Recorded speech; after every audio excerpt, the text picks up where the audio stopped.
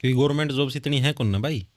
अब आप अपना हरियाणा में देख लो, अभी शायद रिसेंटली हुई है, कद 3-4 साल में, 4 साल में जाके भाई मेरे 3 साल में हुई है शायद, 2020-21 में आया था सीईटी का नोटिफिकेशन।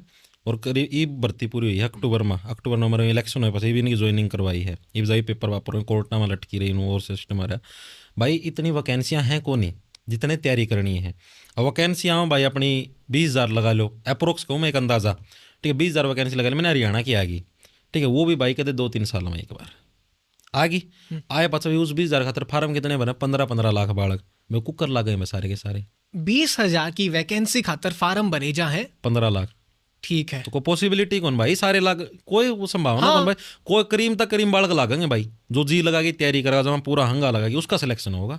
बाकी सारे फिर अगले साल फिर कंपटीशन में, हर साल कितने बालक ग्रेजुएट होगी लिख रहे हैं, कितने +2 करके लिख रहे हैं, वो बालक को रेड हो जाएंगे उसमें, वो 15 के 17 भी बन जाएंगे।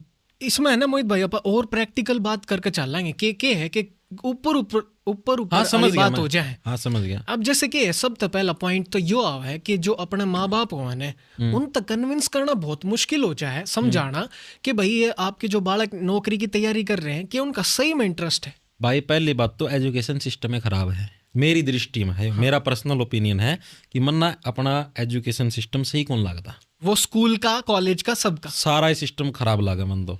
बताऊँ भाई क्यों चीज़ खराब है, क्योंकि अपना एजुकेशन सिस्टम में कोई भी काम सिखाने का कोई सिस्टम ही को नहीं।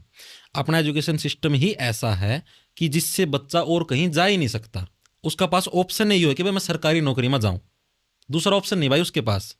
अब देखो आप जैसे मान लो आपने 10वीं तक, अब मतलब देखो मेरा तो मानना ये इतिहास भी ना पढ़ाओ कोई फायदा कौन इसका, जो मर लिए जो बीत लिए भाई उनका बारे में पढ़ा क्यों हमारा वर्तमान की स्थिति सी करो। चलो मैंने मान लिया 1% भाई हमें इतिहास का पता होना चाहिए, हमारा इतिहास क्या है, पॉलिटी का भी पता होना चाहिए, जोग्राफी का भी। 10वीं क्लास तक का सिलेबस में लगभग पूरी हो जाए चीज़ें, आपने भी पढ़ी, जो आपने जानने लायक है, जो जानने लायक हैं भाई, जिनकी हमें जरूरत है भाई अपना समाज में नॉलेज के लिए, वो हमको पता लग जाए 10वीं लग कि हाँ भाई ये चीज़ें होगी, प्लास्टिक का युद्ध हो गया, कुछ भी हो गया, ठीक है। अभी ना उस सारी कुंडली का मेरा पैट जे है, कम तक हम 11वीं 12वीं में इसने कि मैं काम धंधा वो चीज़ भी तो ऐड करो सिलेबस में। ये भी यार सिलेबस में क्या ऐड करके मतलब कागज़ की मोटाई नापो के काम भाई जीवन में, ये बस सारी उम्र हम कागज़ की मोटाई नापते फिर आएंगे। कोई इसी चीज़ सिखाओ ना भाई, कुछ भी सिखा दो यार, सी लैंग्वेज सिखा दो कंप्यूटर में, C+ लैंग्वेज सिखा दो, कल ना बालक को सॉफ्टवेयर बना दो। आपने पता होगा जो करीबन ना एप्लीकेशन बनवाई है या अपना ऐप बनाया है, या कोई भी ऐप बनानी तो कंपनी 1.5-2 लाख रुपये ले भाई एक ऐप बनाने के, और उसका हर महीने 10,000 सर्वर चार्ज नहीं आ रहा है उसकी मेंटेनेंस के लिए, कितने रुपये कमाओ भाई, कमाते होंगे वो। तो भाई मेरा कहने का मतलब ये है, एक तो अपना एजुकेशन सिस्टम थी चेंज कर